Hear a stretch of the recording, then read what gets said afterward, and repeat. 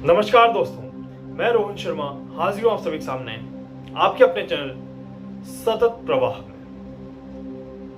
I hope अब आप सभी को सतत प्रवाह का मतलब समझ में आ गया होगा। जिस किसी को भी सतत प्रवाह का मतलब अभी तक समझ में नहीं आया वो ये वीडियो जरूर देखिएगा जो आपके आई बटन में ऊपर दिखाई देगा। सतत प्रवाह का मीनिंग क्या है।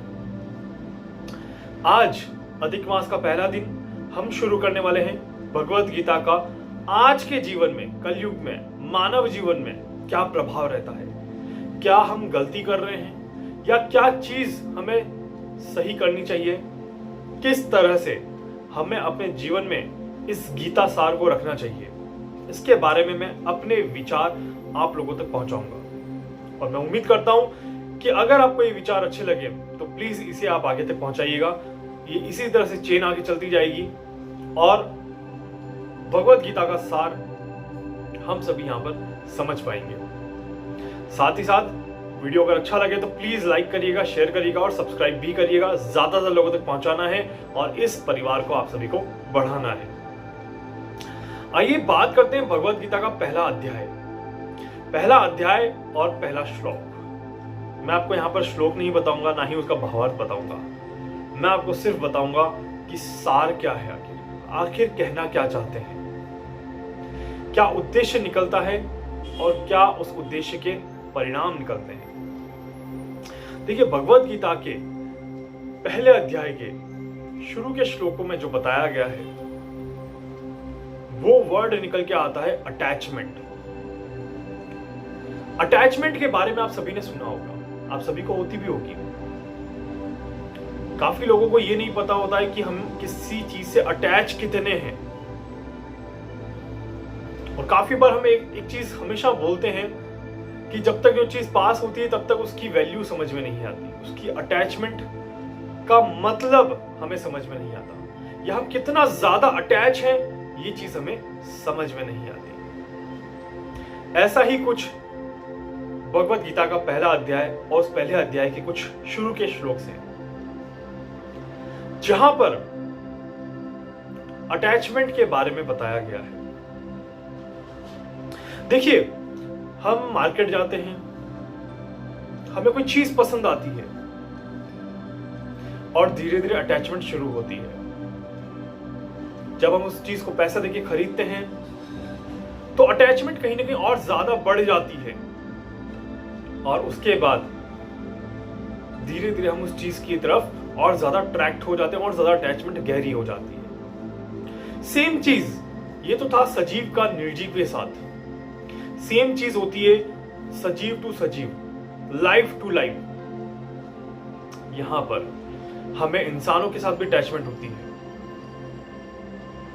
पति पत्नी की आपस में अटैचमेंट होती है, माता पिता की बच्चों से अटैचमेंट होती है, दोस्तों की दोस्तों से अटैचमेंट होती है।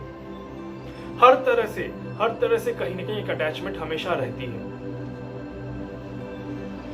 काफी बार हमें इस अटैचमेंट का मतलब नहीं समझ में आता। हकीकत यह है कि ये अटैचमेंट जो होती है ये हमें बहुत ज्यादा कठोर बना देती है। आप सभी को सुनने में बड़ा अजीब लग रहा होगा कि ये क्या बोल रहा है।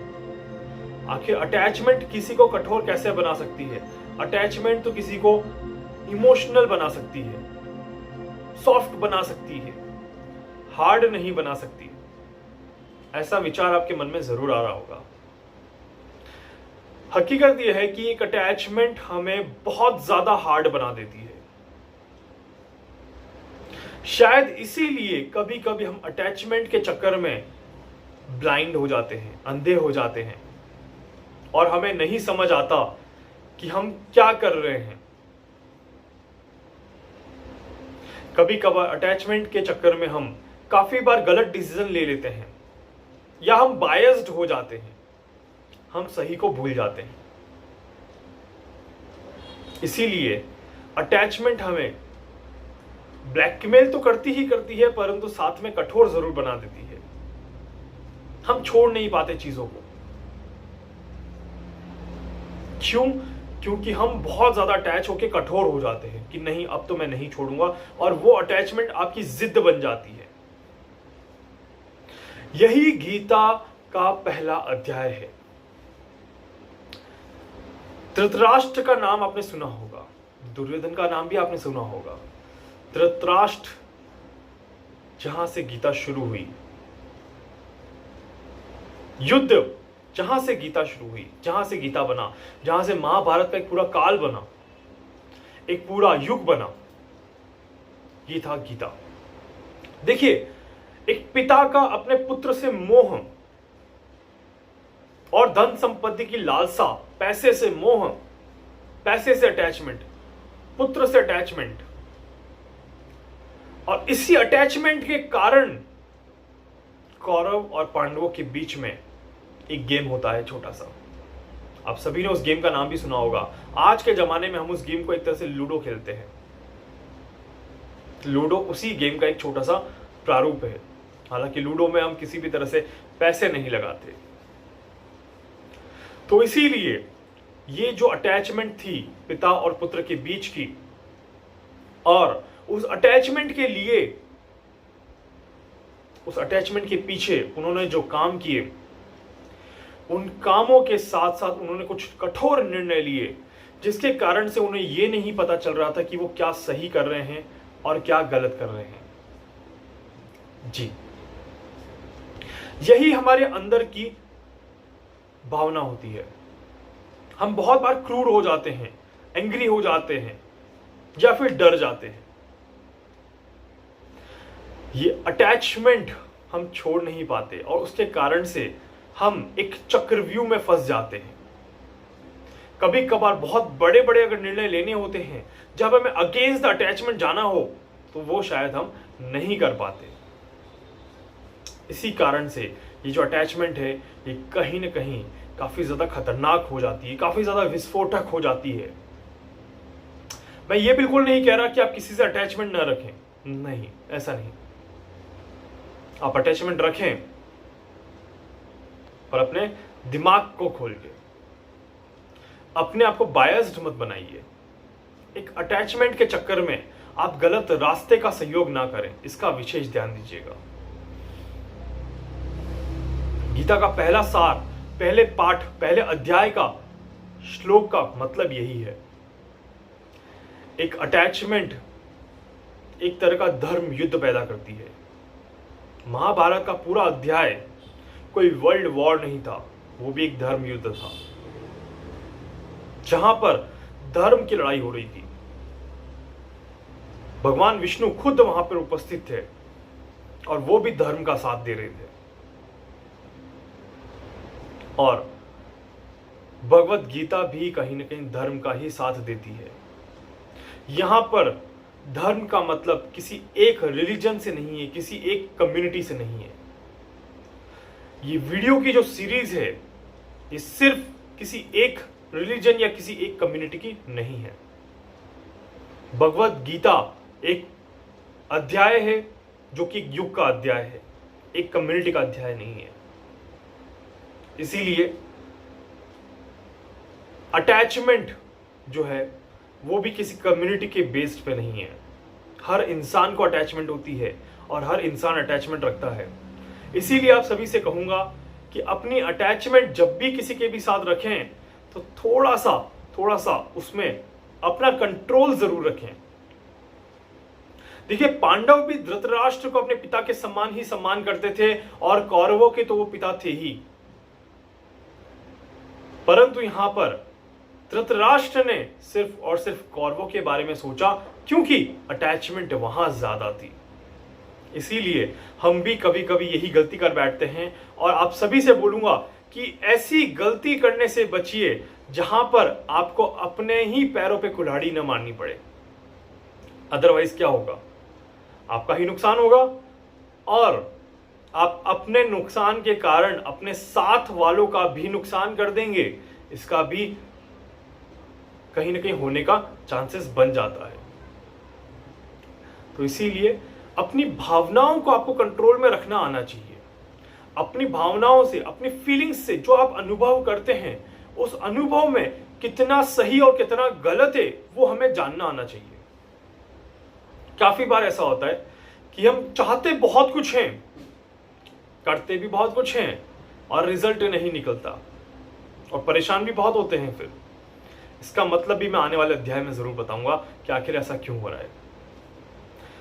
तो यहां पर देखिए, मोह, जो मोह, वो गीता के पहले अध्याय का पार्ट है, मोह। इस मोह के ऊपर हम बहुत सारे आगे आने वाली वीडियोस बनाएंगे जिसमें हम जानेंगे कि ये मोह कहां कहां किस तरह से हमें परेशान कर रहा है। देखिए, अटैचमेंट की भावनाओं को छोड़े ना, पर उस भावना में जो कठोरता छुपी हुई है उससे छोड़ दीजिए प्लीज। आई होप आप समझ गए होंगे कि अटैचमेंट में किस तरह की कठोरता है। अटैचमेंट आपको अंदर ही अंदर ब्रेक करके कुछ गलत डिसीजन लेने पर मजबूर कर देती है और इसीलिए आपको उन गलत डिसीजन से दूर रहना है। चाहे कितना भी सांसारिक मोह से जुड़े हों या कितना भी पारिवारिक मोह से जुड़े हों, पर अटैचमेंट इतनी ही रखें कि इसमें किसी का नुकसान ना हो और आप जाने अनजाने गलत का साथ देके अपने कर्मों को खराब ना कर दें। इसका विशेष ध्यान दीजिएगा। कर्म खराब हुए तो धर्म खराब होगा और धर्म खराब हो गया तो जीवन खराब हो जाएगा। इसीलिए ये ध्यान रखिएगा कि कर्म और धर्म दोनों बराबर चलने चाहिए। एक गाड़ी के दो पहिए हैं, जहां पर एक कर्म है और एक धर्म है, और जहां कर्म और धर्म बराबर चलेंगे वहीं जीवन सफल होगा और वहीं जीवन बहुत ज्यादा अच्छा चलेगा। आज इस सृष्टि में जो भी हो रहा है उसमें यही दोनों चीजें बिगड़ी हुई है। ना तो इंसान का कर्म अच्छा जा रहा है और ना ही इंसान का धर्म अच्छा जा रहा है। इसीलिए पूरी सृष्टि, पूरा वर्ल्ड जो है वो गलत जा रहा है और इसी कारण से आज हर एक मानव जनजाति यहां पर बहुत ज्यादा परेशान हो रही है, बहुत ज्यादा मुसीबतों का सामना करना पड़ रहा है। इसीलिए मैं यहां पर आपसे कहूंगा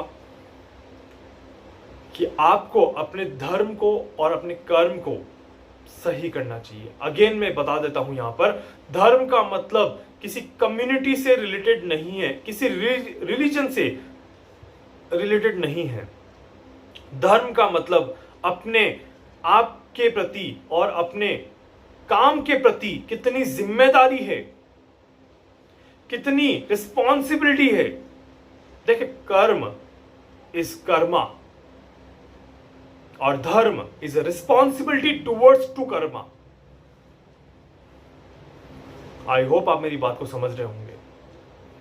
हमारा फर्ज है, अगर हमने मानव जीवन में जन्म लिया है, अगर हम आज इस वीडियो को भी देख रहे हैं, तो कहीं ना कहीं हमारा कोई न कोई फर्ज है इस सृष्टि पर जिसे पूरा करने के लिए हम यहां पर आए हैं। और शायद कभी भी हमने ये जानने की कोशिश नहीं करी कि मेरे जन्म का उद्देश्य आखिर क्या है। ये भी मैं आपको बताऊंगा और इस गीता सार में इसका भी बहुत अच्छा उल्लेख किया गया है कि यहां पर हमारे जन्म का उद्देश्य आखिर क्या है। अगर आप चाहें तो इन वीडियोस के साथ साथ गीता के पहले अध्याय को पढ़ सकते हैं। आपको पता चलेगा कि आखिर वो प्रारूप क्या है, आखिर वो क्या मनोस्थिति थी, क्या परिस्थिति थी उस समय की। आप उसको कल्पना में ले सकते हैं और अपने आप को वहां पर रख के देख सकते हैं कि उस समय क्या परिस्थिति रही होगी और वो अटैचमेंट कितनी ज्यादा भयानक रही होगी। इसीलिए आप सभी से अनुरोध करता हूं कि अपनी अटैचमेंट को, अपनी भावनाओं को बुद्धिमानीता के तौर पर सचेत रखें, अपनी भावनाओं को खराब ना करें, अपनी भावनाओं को अच्छा रखें। इसका विशेष ध्यान रखिएगा। आपका जीवन में पूरी उम्मीद करता हूं कि अच्छा जाएगा और अटैचमेंट के कारण आपको कभी कोई नुकसान नहीं होगा। अटैचमेंट के ऊपर आने वाले अध्यायों में मैं आपको और चीजें बताता जाऊंगा जो कि आपको काफी ज्यादा मदद यहां पर करती जाएगी। मैं उम्मीद करता हूं कि इस वीडियो में जो जानकारी मैंने आप सभी को दी है ये आप सभी को बहुत ज्यादा अच्छी लगेगी। इसके अलावा अगर आप कुछ और भी चाहते हैं, अगर आपके दिमाग में कोई भी सवाल आता है तो आप मुझे लिख के भेज सकते हैं या फिर व्हाट्सएप पे आप मेरे से कांटेक्ट कर सकते हैं। मैं पूरी कोशिश करूंगा कि आपकी हर संभव मदद यहां पर कर सकूं। इसके अलावा अगर आप कुंडली दिखाना चाहते हैं, अगर आप अपने बारे में कुछ जानना चाहते हैं, अगर आप किसी भी तरह से अपने आप की मदद करवाना चाहते हैं, आप एक और चैनल है मेरा ज्योतिष एंड वास्तु, वो सिर्फ और सिर्फ एस्ट्रोलॉजिकली चैनल है, वहां पर जुड़ सकते हैं। अदरवाइज अपनी हीलिंग के लिए, अपने आप को मजबूत करने के लिए आप यहां पर बने रह सकते हैं। इसके अलावा अगर आपको कभी भी कोई भी लगे कि आप मुझसे बात करना चाहते हैं, आप मुझसे संपर्क कर सकते हैं। धन्यवाद।